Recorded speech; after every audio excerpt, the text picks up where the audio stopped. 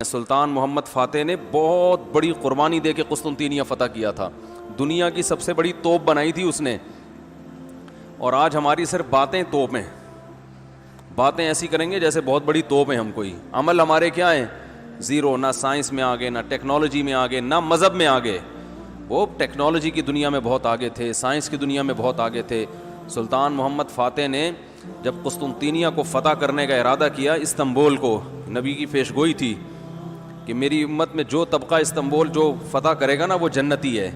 تو صحابہ کے دور سے کوششیں ہو رہی تھیں، اور استنبول میں 1000 سال سے خلافت قائم تھی عیسائیوں کی، اور اسے کوئی فتح کر نہیں سکتا تھا. ابو ایوب انصاری رضی اللہ تعالیٰ عنہ گئے، وہ نہیں فتح کر سکے، ان کی قبر وہیں بنی. بڑے حملے ہوتے رہے، اتنی چوڑی دیوار میں نے خود دیکھی، اس کی میں نے ویڈیو بھی بنائی تھی. اور اتنی لمبی دیوار شہر کے گرد کہ اس کو ناممکن اسباب کی دنیا میں. ایئر اٹیک تو ہوتے نہیں تھے نا اس زمانے میں، جانا تو پیدل فوج نہیں تھا، جائے گی کہاں سے بھائی، چڑھے گی کیسے اس پہ؟ سیڑھیاں لگا کے جو چڑھتے تو اوپر انہوں نے گرم تیل گرم ہوتا تھا، اس کے دیگ رکھے ہوئے ہوتے تھے، تو وہ دیگ الٹتے تھے تیل ڈال کے. کوئی چڑھ نہیں سکتا تھا. بہت زبردست ڈیفنس تھا، کوئی میلی آنکھ اٹھا کے دیکھ نہیں سکتا تھا. اور جتنی لڑائیاں ہوئی سب ناکام ہوئی تھیں. سلطان محمد فاتح نے کہا بھائی نبی نے خوشخبری دی ہے، ہم فتح کر کے چھوڑے گا. پھر وہ مشہور واقعہ ہے، اس نے کیا کیا کہ خشکی میں کشتیاں چلا دیں، سارے جانور راتوں رات ذبح کیے، ان کی چربی پگھلا کے پتھروں پہ بچھائی گئی ہے، اس پہ سمندری جہاز بٹھا کے. وہاں میں جب ترکی میں گیا ہوں تو اب دیکھو یہ چیز کتابوں میں بھی بتائی جا سکتی تھی نا، لیکن وہاں طیب اردگان نے کیا کیا ہے، میوزیم بنائے ہیں، ان میں یہ پورا منظر دکھایا جاتا ہے. خدا کی قسم ایسا ایمان بڑھتا ہے کہ چیخیں مارنے کا دل کرتا ہے. ایسی جو علماء بھی گئے ہیں نا، بنوری ٹاؤن کے ایک شیخ الحدیث گئے تھے، وہ کسی نے بتایا وہ رو رہے تھے چیخیں مار مار کے. جو جاتا ہے یہ منظر ہوتا ہے. وہ جب دکھاتے ہیں نا اپنی آنکھوں سے، بھائی کیا منظر، اور کیسے وہ کشتیوں کو راتوں رات خشکی پہ لے کے چلے ہیں، اور خشکی پہ لے جا کے پیچھے سمندر میں اتارا، اور سامنے سے بھی اٹیک اور پیچھے سے بھی اٹیک.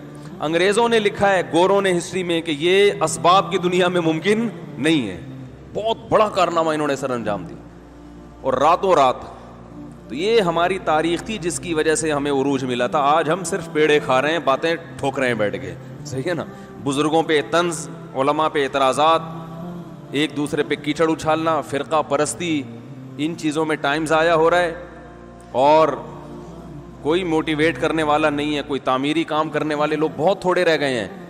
اور ٹیکنالوجی کی طرف تو توجہ ہی نہیں ہے.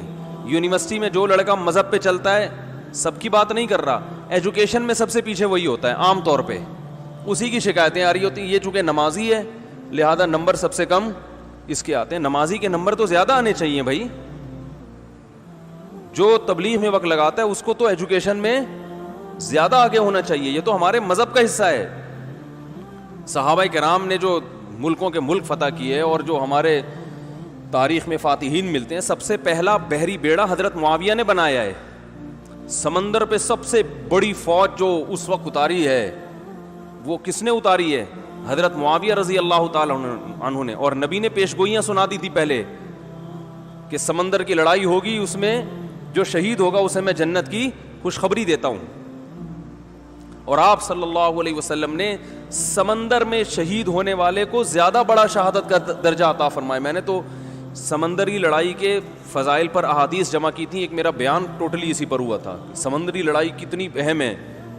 نبی کو معلوم تھا میری امت سمندروں پہ بھی چلے گی. سمندر پہ چلنا ٹیکنالوجی کے بغیر ممکن ہے کیا؟ پھٹے لگا کے بیٹھ جاؤ گے اس پہ کہ ملاحوں کو بلاؤ گے یار تم مچھلیاں پکڑتے ہو، 2-4 پھٹے یہاں بھی. وہ بھائی لڑنا ہے اس پہ، تو سامنے والا بھی لڑے گا. تو نبی صلی اللہ علیہ وسلم فرمایا جو سمندری لڑائی ہے، جو شخص سمندر پہ جہاد کرے گا، اس کے جو چکر آئیں گے نا، اس پہ بھی اللہ اس کو اجر دے گا. بڑی خوشخبری ہیں اس کے گناہوں کی معافی کی. کیونکہ آپ کو پتا تھا کہ امت جب تک سمندر پہ کو فتح نہیں کرے گی اور سمندر پہ سفر نہیں کرے گی، یہ اس دنیا پہ حکومت نہیں کر سکتی. تو حضرت معاویہ نے جو پہلا بحری بیڑا بنایا، اس کے امیر کو امیر البحر کہتے تھے. بحر کہتے ہیں سمندر. یہ امیر البحر کی ٹرم یہ انگلش میں منتقل ہوئی ہے، جس کو ایڈمرل کہا جاتا ہے. بہت ساری فوجی اصطلاحات اور سائنسی اصطلاحات عربی سے انگلش میں ٹرانسفر ہوئی ہیں, عربی سے انگلش میں گئی ہیں. آج میڈیکل سائنس میں بہت سے الفاظ ایسے ہیں جو عربی سے انگلش, مسلمان سائنسدانوں کے تھے وہ, لیکن اب دیکھو حال کیا بنا دیا. ایک نمبر کے سست نمازیوں کی حالت تو دیکھ لو جا کے. سب سے سست ترین جو ہوگا وہ دیندار بنا ہوا ہوگا. سب کی بات نہیں کر رہا, ڈاکٹروں میں ہم نے بڑے اچھے اچھے دیندار دیکھے ہیں, سائنسدانوں میں, ایٹمی سائنسدانوں میں تو دیندار زیادہ ہیں الحمدللہ, لیکن میجورٹی کی بات کر رہا ہوں کہ پتہ نہیں کہ ہمارے ذہن میں یہ کچھ ایسا کسی نے, شیطان نے بات ڈال دی ہے کہ ہم نے صرف جو ہے ایک طرف کو فوکس کیا ہوا ہے, دوسری طرف کو ہم نے بالکل نظر انداز کر دیا ہے. تو بھائی جس طرح سے دین کی تعلیم انتہائی ضروری ہے, اس کی کوئی اس کی اہمیت کی کمی کا انکار نہیں کر سکتا. انگریز جو تباہ ہو گئے نا, فیملی سسٹم تباہ ہو گیا, زنا معاشرے میں پھیل گیا, والدین اولڈ ہوم میں, وہ وجہ کیا, مذہب نہیں ہے نا, مذہبی تعلیم نہیں ہے. لیکن ہم جو معاشی لحاظ سے تباہ ہو گئے اور ترقی میں پیچھے رہ گئے, وجہ کیا ہے, مادے پہ محنت نہیں کی ہے. تو دونوں محنتیں ضروری ہیں. داؤد علیہ السلام کو روحانی ترقی بھی ملی اور اللہ نے آپ کے ہاتھ میں لوہا بھی پگھلایا.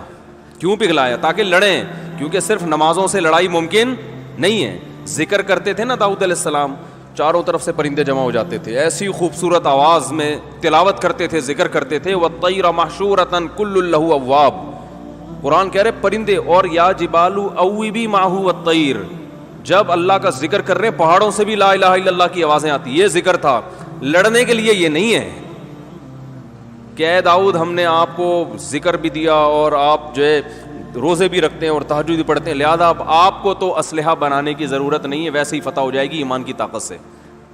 نا نا نا نا نا, زرہیں بناؤ, قدر فی السرد, صحیح ہے نا, کڑیاں بناؤ, فوج تیار کرو, لڑائی کے لیے اصول بولتے کیوں نہیں بھائی, کچھ اور ہیں. تو دونوں چیزیں نہیں ہیں. داؤد علیہ السلام, سلیمان علیہ السلام کے گھوڑے بھی تو تھے, انہیں کیا ضرورت تھی گھوڑوں کی بھائی؟ کہتے میں اللہ کے اتنا عبادت گزار ہوں, میں اسباب اور وسائل کیوں, میں مسلح بچھاؤں گا, دعا مانگوں گا, ملک فتح ہو جائے گا. او بھائی گھوڑے رکھے ہوئے ہیں, صحیح ہے نا, ان کو پیار کرتے تھے گھوڑوں کو, کیونکہ اس زمانے میں گھوڑا اور ٹینک برابر تھے, بلکہ ہوائی جہاز تھا گھوڑا اس زمانے میں, تو جنگیں گھوڑوں کے بغیر نہیں ہوتی تھی, گھوڑے تیار کیے ہوئے ہیں. تو لڑے ہیں وہ لوگ اور اسباب اور وسائل اختیار کیے ہیں. آج ہم پیڑے کھانے والی باتیں کرتے ہیں اور پیڑے کھا رہے ہیں بیٹھ کے, اور سمجھتے ہیں کہ بس یہ قرآن خوانیوں سے اور آیت کریمہ سے مسائل کیا ہو جائیں گے حل. تو یہ بھی ضروری ہے بھائی, وہ بھی ضروری ہے.